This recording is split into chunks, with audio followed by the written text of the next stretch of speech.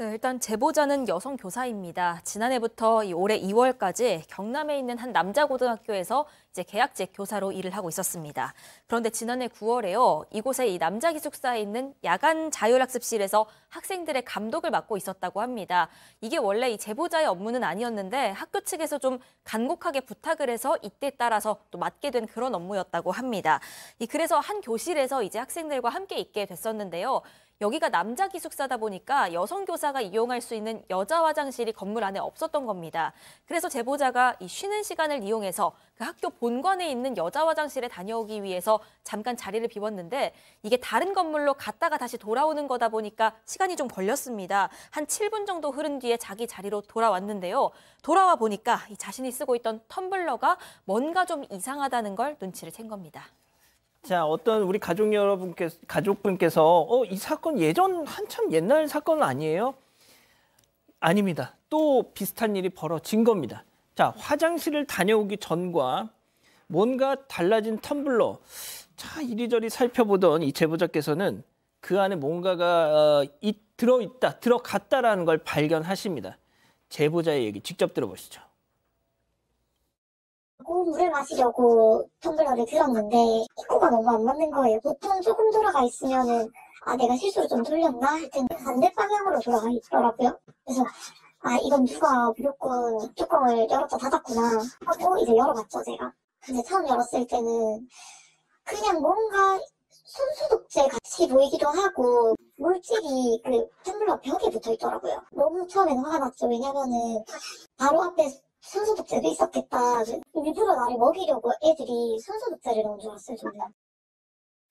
자, 뭐가 됐든 박 변호사님, 네. 인위적인 힘이 가해졌어요.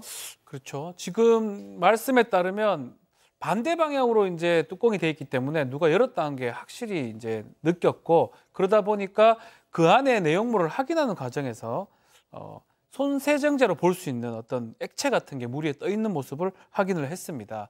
그래서 이거 사실 학생들이 선생님 골탕 먹일 수 있다고 생각이 들어서 이 부분을 좀 확인하려고 당시 기숙사에 있는 상담교사한테 도움을 요청을 했다고 하는데 누가 있는지 자수하라라고 얘기를 했는데 아무도 안 나오니까 CCTV를 좀 확인을 합니다.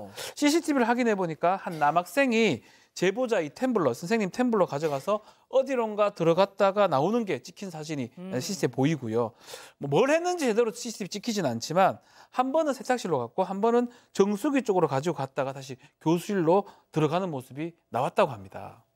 자, 저렇게 CCTV 증거가 확보가 됐으니 빠져나갈 구멍이 없습니다. 결국 그 해당 학생, 야, 너 뭐 했어? 추궁을 하니 자백을 했는데요.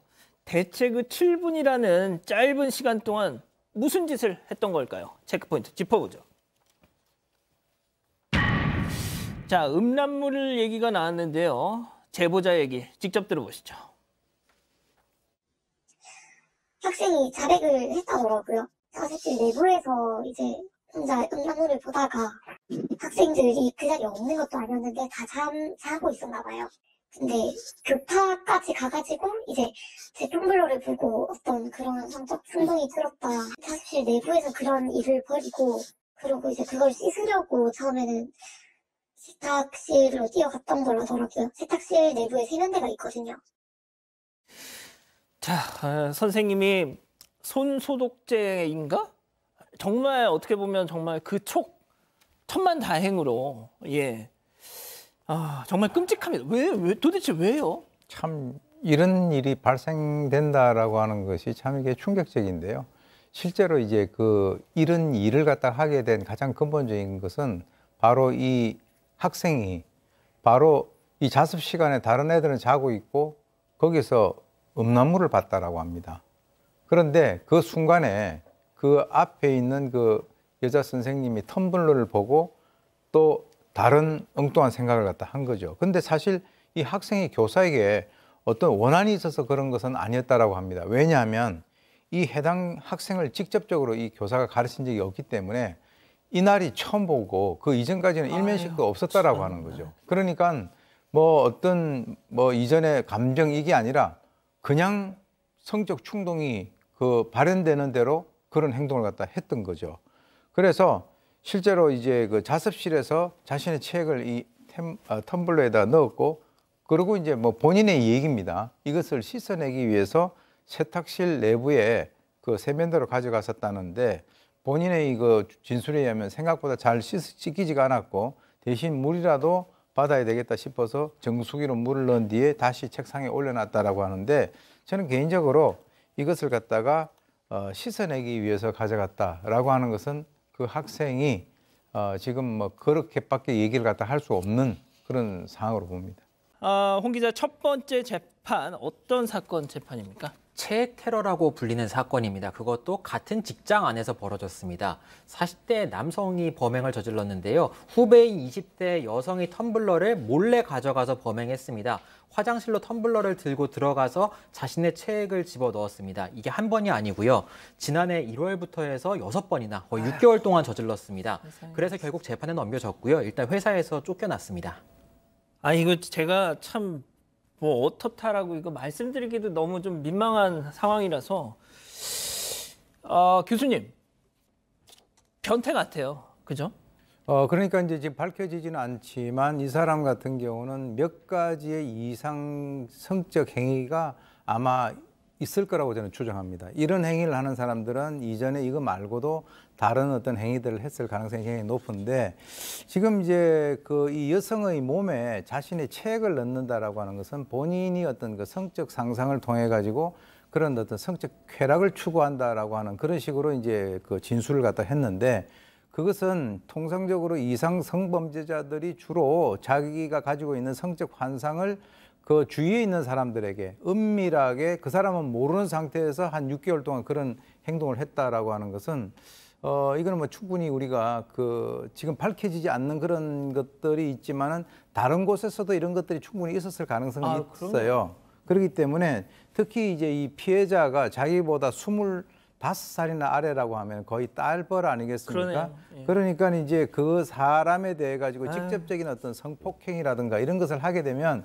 그것이 문제가 되지만 이렇게 은밀하게 이러한 행동을 하면서 자기는 알고 그 사람은 모르는 상황에서는 엄청난 그 심정의 우울감도 느낄 수 있고요.